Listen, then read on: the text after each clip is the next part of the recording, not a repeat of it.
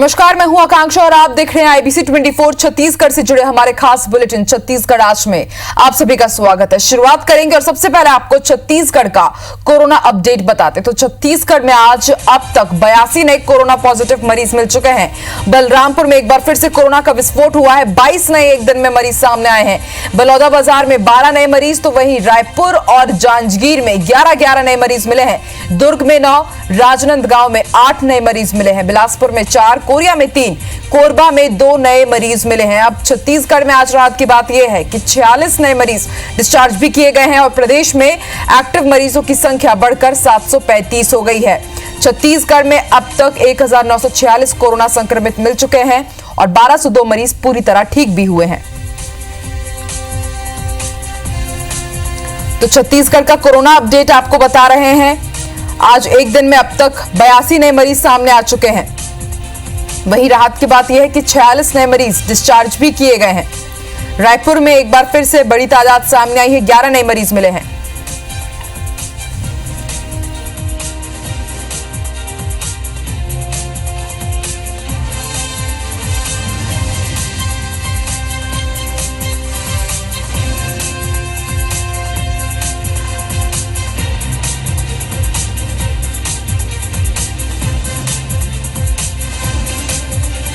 जानकारी के लिए सीधे रुक करेंगे रायपुर का, बात करेंगे हमारे सहयोगी विनय से। विनय, एक बार फिर से छत्तीसगढ़ में कोरोना का ब्लास्ट हुआ है। 82 नए मरीज एक दिन में अब तक मिल चुके हैं। देखिए, वाकई में आकांक्षा आज फिर से 82 मरीज मिलना है कहीं न कहीं चिंता का विषय है। और अब जब 2000 का आंकड़ा छूने वाला है प्रदेश में कोरोना मरीजों का, जिसमें से 1200 मरीज लगभग ठीक हो चुके हैं। 800 मरीज के पास सक्रिय हैं। चिंताजनक विषय रायपुर के लिए है, बलरामपुर के लिए, क्योंकि बलरामपुर में 22 नए मरीज मिले हैं। वहीं जो रायपुर में है 11 नए मरीज में, कल भी 25 यहाँ नए मरीज मिले थे। लगातार आंकड़े यहाँ बढ़ते जा रहे हैं और सबसे ज़्यादा जो जोन है वो बीरगांव का एरिया सबसे खतरनाक है, क्योंकि लगातार वहाँ से मरीज मिले। आज भी जो 11 मरीज मिले हैं वहाँ 3 बीरगांव के हैं। इसमें से 2 है बड़े उर्ला अभनपुर के। तो कहीं ना कहीं जो ये 2 एरिया है अभनपुर का और जो आपका बीरगांव का, ये खतरनाक, वहाँ पर लगातार वहाँ मरीज मिल रहे हैं। इसके अलावा जो अन्य शहर के अंदर की बात करें तो सिविल लाइन के मरीज हैं, प्रोफेसर कॉलोनी, अश्वनी नगर, इन सब के मरीज हैं। और आपके देवेंद्र नगर के पास का भी एक एरिया बताया जा रहा है। तो कहीं ना कहीं 11 नए मरीजों की पुष्टि हुई। अगर इस सिलसिले में बात करें, 3 बीरगांव के, एक बड़े उर्ला का, 2 आकाशवाणी के हैं, एक फूल चौक का है, एक अश्वनी नगर का, एक प्रोफेसर कॉलोनी का, एक राजीव नगर का, जो राजीव नगर है लालगंगा शॉपिंग मॉल के पास में, वहाँ का है। और इसके अलावा एक है सिविल लाइन का। इसमें से एक माना जिला अस्पताल में हेल्थ वर्कर है और एक आपके अगर बात करें तो एक जिला अस्पताल का स्वास्थ्य कर्मचारी है। लगातार स्वास्थ्य कर्मचारियों के लिए भी बड़ी खबर है, क्योंकि वो लगातार पॉजिटिव हो रहे हैं। और एक चिंताजनक विषय है कि वहाँ पर लगातार जब वो पीपी किट और बाकी जो संसाधन है उसकी मांग कर रहे हैं तो उनको उपलब्ध को नहीं करा जा रहा है। इस पर सवाल खड़े होते हैं। इसके अलावा जो डॉक्टर भी कल संक्रमित हुए थे, हमने इस पर बात भी की है जो स्वास्थ्य विभाग के आला अधिकारियों को। तो उनका कह रहे थे जो स्वास्थ्य विभाग के जो डॉक्टर हैं ये कहीं ना कहीं लापरवाही कर रहे हैं और जो पीपी किट है उसकी डॉपिंग में वो गलती करें। इसके अलावा जो उनकी जो डिसइंफेक्शन करने की जो प्रक्रिया है, वो जो गाइडलाइन है उसका पालन नहीं करें, जिसके कारण से वो संक्रमित हो रहे हैं। तो बिल्कुल विनय, लापरवाही भी कहीं ना कहीं हो रही है और जो फ्रंट लाइन वॉरियर्स है हमारे, वो भी कोरोना की चपेट में आते जा रहे हैं। ऐसे में सबसे बड़ी अगर उपाय और तरीके की बात की जाए तो यही होगा कि आप अपनी सुरक्षा का ध्यान रखें, जितना कम हो घर से बाहर नहीं निकलिए, जागरूक आप जरूर रहिए। आईबीसी 24 बार बार यही अपील आपसे करता है। बहुत बहुत शुक्रिया विनय पूरी जानकारी के लिए। बढ़ते हैं आगे। तो भारत चीन सीमा पर 16 जून को शहीद हुए छत्तीसगढ़ के वीर सपूत गणेश राम का पार्थिव शरीर आज शाम सेना के विशेष विमान से रायपुर के एयरपोर्ट पहुंचा, जहां उनकी शहादत को नमन करने के लिए प्रदेश के मुख्यमंत्री भूपेश बघेल के साथ राज्य सरकार के 5 मंत्री, 4 शहर विधायक और महापौर के साथ बड़ी संख्या में नेता और प्रशासनिक अफसर भी मौजूद थे। शहीद के पार्थिव देह को एयरपोर्ट के ओल्ड टर्मिनल में बड़े सम्मान के साथ रखा गया और उन्हें गार्ड ऑफ ऑनर भी दिया गया। इसके बाद मुख्यमंत्री समेत सभी मंत्रियों ने शहीद के पार्थिव शरीर को पुष्प चक्र अर्पित कर अपनी श्रद्धांजलि अर्पित की। इसके बाद शहीद का शव विशेष गाड़ी से उनके गृह ग्राम रवाना कर दिया गया। इस मौके पर मुख्यमंत्री भूपेश बघेल ने शहीद के पार्थिव शरीर को कांधा भी दिया। मुख्यमंत्री ने कांकेर जिले के गधावा में शहीद के गांव के स्कूल का नाम उनके नाम पर किए जाने का भी ऐलान किया। साथ ही उन्होंने शहीद के परिजन को सरकारी नौकरी के साथ 20 लाख रुपए की आर्थिक सहायता देने की घोषणा भी की है।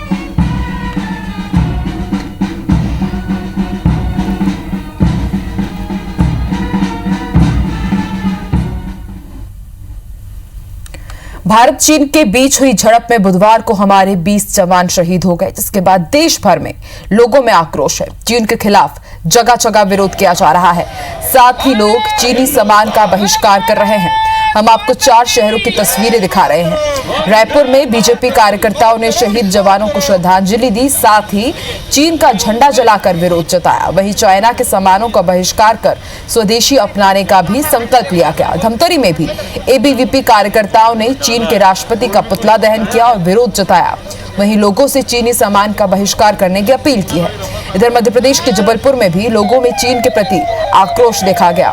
स्वदेशी जागरण मंच ने बड़ा फुहारा मार्केट में चीनी सामान के साथ चीनी राष्ट्रपति का पुतला फूका और झंडा जलाकर विरोध जताया और लोगों ने चीन के सामान का बहिष्कार करने की अपील भी की।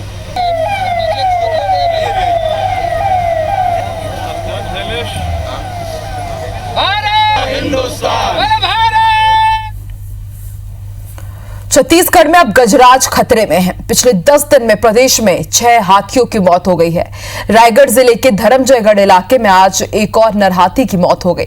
धर्मजयगढ़ में 3 दिन में दूसरी मौत है। इससे पहले सरगुजा संभाग में 3 और धमतरी में भी एक और हाथी की मौत हो चुकी है। इधर सरकार ने करोड़ों की लागत से 1995 वर्ग किलोमीटर में लेमरू एलिफेंट रिजर्व बनाने का फैसला कर लिया है। ये रिपोर्ट देखिए। छत्तीसगढ़ में खतरे में गजराज, 10 दिन में 6 हाथियों की मौत। रायगढ़ जिले में एक और हाथी की मौत। धर्मजयगढ़ में 3 दिन में दूसरी मौत। रायगढ़ जिले के धर्मजयगढ़ वन परिक्षेत्र के छाल रेंज की ये तस्वीरें हैं, जहां बेहरामार इलाके में नर हाथी की मौत हो गई। पिछले 10 दिनों में ये प्रदेश में 6वें हाथी की मौत है और अकेले धर्मजयगढ़ इलाके में 3 दिन में दूसरी मौत। छत्तीसगढ़ में जंगली हाथियों की मौतों का सिलसिला थमने का नाम नहीं ले रहा है। पिछले 10 दिनों में लगभग 6 हाथियों की मौत हो चुकी है। अभी जिस जगह पे खड़ा हूँ, यहीं पर एक और नर हाथी की मौत हुई है। आप देख सकते हैं कि ये नर हाथी का शव यहाँ पे पड़ा हुआ है। आशंका है कि करंट की वजह से हाथी की मौत हुई है। माना जा रहा है कि ये वही उत्पाती गणेश हाथी है जो पिछले 1 साल से धर्मजयगढ़ और कोरबा इलाके में उत्पात मचाते हुए करीब 18 लोगों की जान ले चुका है। अभी हमने प्राइमा फेसी जो भी यहाँ पे देखा है, उसके हिसाब से कोई हम अभी कंक्लूजन में नहीं पहुँच सकते हैं, क्योंकि पीएम होना है। कटहल खाने आए जो हाथी आए हैं, हमने जो देखा है क्षेत्र में जो कनेक्शन लगा हुआ है, कहने की आशंका जताई जा रही करंट से ये मौत हुआ है। और लगातार कुछ 2 दिन पहले भी देखा गया था गेरसा में एक नर हाथी का डेथ हुआ है, वो भी करंट से ही हुआ है। एकदम सख्त कार्रवाई हो, वन अमला यहाँ पर बिल्कुल काम में शिथिल हो रहा है, उनको टाइट किया जाए। छत्तीसगढ़ सरकार हाथियों से संबंधित समस्या से निपटने के लिए करोड़ों रुपए की लागत से 1995 वर्ग किलोमीटर में लेमरू एलिफेंट रिजर्व बनाने जा रही है। इसके जल्द ही नोटिफिकेशन होने की संभावना है। प्रदेश में करीब 271 हाथी हैं, जिनमें रेडियो कॉलर भी लगाए जाने की तैयारी प्रदेश सरकार कर रही है। इधर विपक्ष का आरोप है कि हाथियों की मौत की जांच के साथ इस समस्या को लेकर नई कार्य योजना बनाने की जरूरत है। फिर भी ये पूरे मामले में पूरी रिपोर्ट आ जाने के बाद और विस्तृत रूप से जानकारी दी जा सकेगी। वन विभाग को या सरकार को जो गंभीरता दिखानी चाहिए, मुझे लगता है केवल बयानबाजी तक सीमित है। लेमरू एलिफेंट रिजर्व में महासमुंद, राजिम, गरियाबंद, माडमसिल्ली, गंगरेल जैसे इलाकों का चयन किया जाएगा, जो पिछले कुछ समय से हाथियों की पसंदीदा जगह बनकर उभरे हैं। लेकिन करोड़ों खर्च के बाद भी अब तक सरकार का कोई भी प्रयास न तो हाथियों की जिंदगी बचा सका है, न ही हाथियों के आतंक से लोगों की जान। देखना है कि नया प्रोजेक्ट कितना सफल, कितना कारगर होता है। रायगढ़ से अविनाश पाठक के साथ सौरभ सिंह परिहार, IBC 24 रायपुर। 11 मई को सूरजपुर जिले के प्रतापपुर रेंज से महज 4 किलोमीटर दूर मिले हाथी के सड़े गले शव को लेकर संभावना जताई जा रही है कि हाथी बाकी गजदल का गुमशुदा सदस्य हो सकता है, लेकिन इसके बाद भी विभाग ने इस पर उदासीनता ही बरती है। इस घटना का खुलासा तक नहीं किया गया। ये बेहद हैरान करने वाली बात है कि 9 से 11 जून के बीच बाकी गजदल के जिन 3 मादा सदस्य की मौत हुई थी, उसके बारे में विभाग के आला अधिकारियों ने सभी पहलुओं पर जानकारी दी, लेकिन इस गुमशुदा हाथी के बारे में चर्चा तक नहीं की। दूसरी तरफ डीएफओ का कहना है कि 11 मई को हाथी की जो सड़ी गली लाश मिली थी, उसकी मौत करीब 45 दिन पहले हुई थी, जिसकी वजह से उसके शरीर के सभी अंग सड़ गए थे। बताया जाता है कि गजदल बलरामपुर से लेकर सूरजपुर वन मंडल के बीच अपने निर्धारित मार्ग पर भ्रमण करता रहा।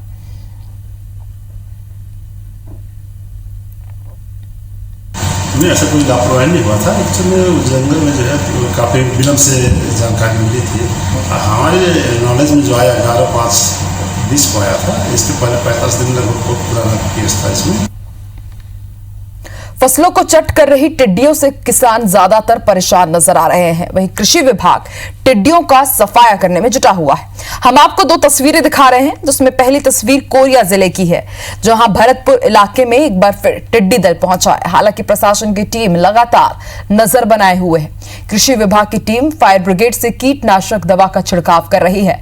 यहां करीब 15 दिन पहले भी टिड्डी दल पहुंचा था। वहीं दूसरी तस्वीर कवर्धा जिले की है, जहां टिड्डी दल खात्मे की तरफ है। बीते बुधवार की सुबह खारा जंगल में 5 किलोमीटर के दायरे में टिड्डियां देखी गई थी। वन विभाग के अमले ने कीटनाशक का छिड़काव किया था, जिससे काफी राहत मिली। कृषि विभाग का दावा है कि टिड्डियां अब 2 दल में बंट गए हैं, जिनमें से एक दल धानी खुटा घाट की तरफ जंगल की तरफ चला गया है और दूसरा दल मुंगेली जिले की ओर चला गया था।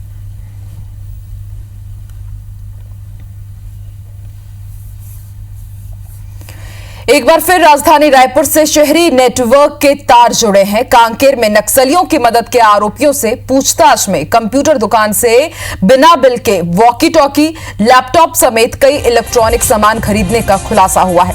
इसके बाद कांकेर पुलिस राजनंद गांव के कारोबारी को हिरासत में लेकर कांकेर रवाना हो गई है। पुलिस से मिली जानकारी के मुताबिक राजनंद गांव कामटी लाइन निवासी कारोबारी हितेश अग्रवाल को बीती रात गिरफ्तार किया गया है। आज सुबह रायपुर के ललिता चौक स्थित उनकी दुकान पर दबिश दी गई। वहां से बड़ी संख्या में हार्ड डिस्क और दस्तावेज जब्त किए गए हैं और जांच के लिए इन्हें कांकेर ले जाया गया है। पहले भी गिरफ्तार नक्सली मददगारों से पूछताछ में हुए खुलासे के बाद पुलिस ने कारोबारी हितेश को हिरासत में लिया है और उसे कंप्यूटर दुकान लेकर आई। आपको बता दें, कांकेर और सुकमा में नक्सलियों के शहरी नेटवर्क मामले में अब तक 2 पुलिसकर्मियों समेत 15 आरोपियों की गिरफ्तारी हो चुकी है। चलिए और ज्यादा जानकारी के लिए सीधे रुख करेंगे रायपुर का और बात करेंगे हमारे सहयोगी तहसीन से। तहसीन, लगातार नक्सलियों का अर्बन कनेक्शन देखने को मिल रहा है और आज एक कंप्यूटर कारोबारी से पूछताछ की गई है, उसे गिरफ्तार भी किया गया है। और क्या कुछ खुलासा हुआ है अब तक? आकांक्षा, देखिए, जो नक्सलियों का शहरी नेटवर्क जो है उसमें जो परत दर परत रोज नए खुलासे हो रहे हैं और एक नया नाम उसमें जुड़ता आ रहा है। उसी में चलते आज कांकेर पुलिस ने जो पिछले दिनों जो लोग गिरफ्तार हुए थे, जो कई कारोबारी थे, बिलासपुर से गिरफ्तार हुए थे, उसके बाद राजनांदगांव से भी गिरफ्तार हुए थे, दुर्ग से भी गिरफ्तार किए गए थे, उनसे जब पूछताछ की गई तो उसमें ये बात सामने आई कि उनके द्वारा जो सामानों के साथ साथ जो वॉकी टॉकी, जो कि एक बड़ा अहम जो एक माना जाता साधन माना जाता है नक्सलियों के लिए और पुलिस के लिए भी, वो वॉकी टॉकी सेट जो हैं वो इनके द्वारा सप्लाई किए गए थे। तो हितेश अग्रवाल को पुलिस ने उनकी निशानदेही पे राजनांदगांव के कामटी लाइन से उनको गिरफ्तार किया। उसके बाद रायपुर के ललिता चौक पे लाके उनका जो VIT जो एक कंप्यूटर करके एक शॉप है जहाँ से ये सप्लाई का काम होता है, और ये उनके द्वारा ये भी बताया गया कि इनके जो रुद्राक्ष अर्थ मूवर्स के जो अजय जैन थे, जिनको पहले से ही गिरफ्तार किया जाए, उन्होंने इस बात का पूरा खुलासा किया कि ये जो 25 जो एक सेट थे, जो वॉकी टॉकी सेट थे, वो इनके द्वारा सप्लाई किए गए थे और दिल्ली से बुलवा के और अधिक कीमत पे इनके द्वारा सप्लाई किए गए थे। तो कुल मिला के ये एक नई बात सामने आई थी कि इसमें क्योंकि एक अहम साधन है ये उसका संपर्क करने का, तो उसको चलते पुलिस ने इसको बड़ा गंभीरता से लिया और इसको अपराध मानते हुए जब यहाँ पे चेकिंग की गई तो इनके द्वारा जो सेट दिए गए, 25 सेट जो दिए गए, वो बिना उसके लिखा पढ़ी के थे, बिना बिल के थे और बिना किसी चीज़ के थे। उसमें कैश पेमेंट भी इसमें हुआ था। एक खास बात यहाँ पे देखने आई थी कि कैश पेमेंट इसमें किया गया था। तो कुल मिला के इसमें कहीं ना कहीं उनकी पूरी तरह से नक्सलियों की मदद करने के भी इसमें उनको प्रमाण मिले थे। उसके बाद जो है उन्होंने कांकेर पुलिस ने राजनांदगांव के कामटी लाइन से इनको गिरफ्तार किया। उसके बाद यहाँ रायपुर लेके आए और रायपुर में उनके पूरी पड़ताल करने के बाद कई हार्ड डिस्क और कई दस्तावेज जो हैं वो साथ में लेके गई है और उनको वहाँ पे गिरफ्तार कर लिया है। तो कुल मिला के जिस तरीके से परत दर परत एक नए नाम आ रहे हैं, तो उसमें आने वाले दिनों में, जैसा कि अधिकारियों से हमारी बात हुई, आने वाले दिनों में कई संदेही लोगों के नाम भी उसमें हैं। हालांकि उन संदेहियों का अधिकारियों ने नाम का खुलासा नहीं किया, लेकिन उन्होंने ये कहा है कि कई इसमें और संदेही हैं जो उनकी लिस्ट में है, पुलिस की लिस्ट में, और आने वाले दिनों में उनकी भी जल्दी गिरफ्तारी हो सकती है। अभी तक जो है कुल 2 पुलिसकर्मियों समेत पूरे 15 लोगों की इसमें गिरफ्तारी हो चुकी है। तहसीन मामला बेहद गंभीर है। राज्य की रक्षा के साथ, सुरक्षा के साथ बिल्कुल भी खिलवाड़ नहीं किया जा सकता। बहुत बहुत शुक्रिया, आप नजर बना के रखिएगा, ताजा अपडेट भी आपसे लेंगे। शुक्रिया। चलिए बढ़ते हैं आगे। केंद्रीय खाद्य मंत्री रामविलास पासवान के साथ छत्तीसगढ़ के खाद्य मंत्री अमरजीत भगत तथा 13 अन्य राज्यों के मंत्रियों की आज वीडियो कॉन्फ्रेंसिंग के जरिए बैठक हुई है। इस बैठक में वन नेशन वन कार्ड योजना के क्रियान्वयन पर चर्चा की गई है। इस पर केंद्र खाद्य मंत्री रामविलास पासवान ने प्रदेश के सभी पीडीएस दुकानों में बायोमेट्रिक मशीन लगाने का काम जल्द पूरा करने को कहा है। प्रदेश के खाद्य मंत्री अमरजीत भगत ने बताया कि छत्तीसगढ़ के बस्तर जैसे सुदूर ग्रामीण इलाके में नेटवर्क की समस्या है। इस पर मंत्री पासवान ने कहा कि जुलाई अगस्त में काम पूरा हो जाए तो सितंबर से छत्तीसगढ़ को भी वन नेशन वन कार्ड योजना से जोड़ा जा सकता है। इससे छत्तीसगढ़ के राशन कार्डधारी देश के किसी भी उचित मूल्य की दुकान से खाद्यान्न ले सकेंगे। खाद्य मंत्री अमरजीत भगत ने केंद्र मंत्री से प्रधानमंत्री गरीब कल्याण अन्न योजना की अवधि को बढ़ाने का भी अनुरोध किया। अन्य मुद्दों पर जो हमने कुछ छत्तीसगढ़ के संदर्भ में कुछ मांगे रखी, केंद्र का एक निर्देश था कि जो वन नेशन वन कार्ड है, इस दिशा में छत्तीसगढ़ को जल्दी आगे बढ़ना है और अगस्त तक का समय दिया है कि वन नेशन वन कार्ड में हमको अपना काम कंप्लीट करना है। जो ई पॉस मशीन लगना है उसका प्रक्रिया पूरा करना है। राहुल गांधी से चीनी राजदूत की मुलाकात की जानकारी मांगने वाले भाजपा प्रदेश अध्यक्ष विष्णुदेव साय से प्रदेश कांग्रेस कमेटी ने कुछ सवाल पूछे हैं। प्रदेश कांग्रेस संचार विभाग के अध्यक्ष शैलेश नितिन त्रिवेदी ने कहा है कि साय बताएं कि मोदी और शी जिनपिंग की 18 मुलाकातों में क्या कुछ हुआ, मोदी जी ने इन निजी संबंधों से क्या पाया और क्या खोया। चीन की कंपनी शंघाई टनल इंजीनियरिंग को दिल्ली मेरठ रोड के करीब 5.5 किलोमीटर की भूमिगत टनल परियोजना का ठेका दिया गया, जबकि Larsen and Toubro Tata projects limited, Afcons जैसी भारतीय कंपनियां इसमें बिडर थी। मोदी जी ने 3000 करोड़ की सरदार पटेल की मूर्ति चीन से बनवाई। कांग्रेस ने आरोप लगाया कि भाजपा और मोदी का चीन को लेकर दोहरा चरित्र बेनकाब हो गया है। नरेंद्र मोदी जी की 18 बार चीन के राष्ट्रपति शी जिनपिंग से मुलाकात हुई है। चीन के राजदूत से राहुल गांधी जी की मुलाकात पर सवाल करने वाले विष्णुदेव साय को यह बताना चाहिए कि मोदी और शी जिनपिंग की इन 18 मुलाकातों और 9 चीन यात्राओं में क्या चर्चा हुई है। भारतीय राष्ट्र कांग्रेस के अन्य पिछड़ा वर्ग विभाग के राष्ट्रीय अध्यक्ष ताम्रध्वज साहू की अध्यक्षता में मध्य प्रदेश के उपचुनाव के संबंध में बैठक हुई है। ताम्रध्वज साहू वीडियो कॉन्फ्रेंसिंग के माध्यम से मध्य प्रदेश में होने वाले आगामी उपचुनाव के संबंध में ओबीसी विभाग के प्रदेश व जिला अध्यक्षों की बैठक ले रहे हैं। साहू ने बैठक में उपचुनाव में ओबीसी विभाग की सक्रिय भूमिका निभाने और कांग्रेस के प्रत्याशियों को जीत दिलाने में 100% योगदान देने के लिए निर्देशित किया। साथ ही इस विषय के विभिन्न पहलुओं पर पदाधिकारियों से चर्चा भी की। कोरोना संक्रमण के खतरे को देखते हुए सुप्रीम कोर्ट ने ओडिशा के पुरी में होने वाले विश्व प्रसिद्ध भगवान जगन्नाथ की रथ यात्रा पर रोक लगा दी है। सुप्रीम कोर्ट ने यह भी कहा कि अगर वो रथ यात्रा की अनुमति देते हैं तो भगवान जगन्नाथ इसके लिए उन्हें माफ नहीं करेंगे। इस साल 23 जून से रथ यात्रा शुरू होने वाली थी, जिस पर रोक लगाने की मांग करते हुए ओडिशा विकास परिषद की तरफ से सुप्रीम कोर्ट में याचिका दाखिल की गई थी। याचिका में कहा गया था कि रथ यात्रा में करीब 10 लाख लोग इकट्ठा होते हैं। ऐसे में कोरोना वायरस के संक्रमण का गंभीर खतरा है। याचिका पर सुनवाई करते हुए chief justice of India S.A. Bobde ने कहा कि यह एक गंभीर मामला है और कोर्ट इसके लिए अनुमति नहीं दे सकता। आपको बता दें, ओडिशा में राज्य सरकार ने 30 जून तक सभी तरह के धार्मिक आयोजनों पर रोक लगा रखी है, लेकिन मंदिर समिति ने रथ यात्रा का आयोजन बिना भक्तों के यानी धारा 144 के तहत करने का फैसला किया है।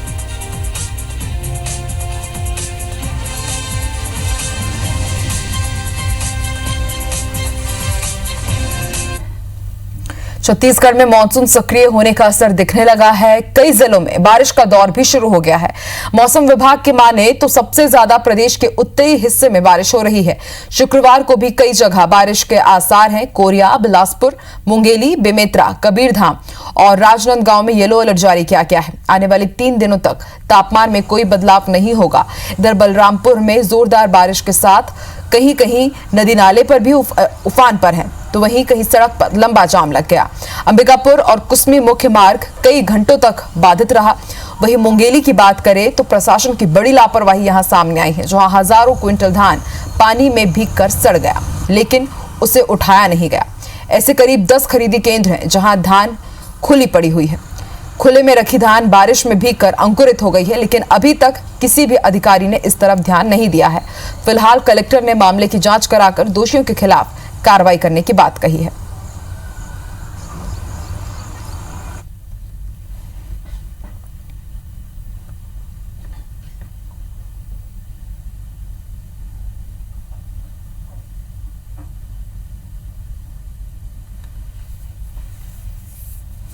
और इसी के साथ इस बुलेटिन में इतना ही। आप देखते रहिए IBC 24। नमस्कार।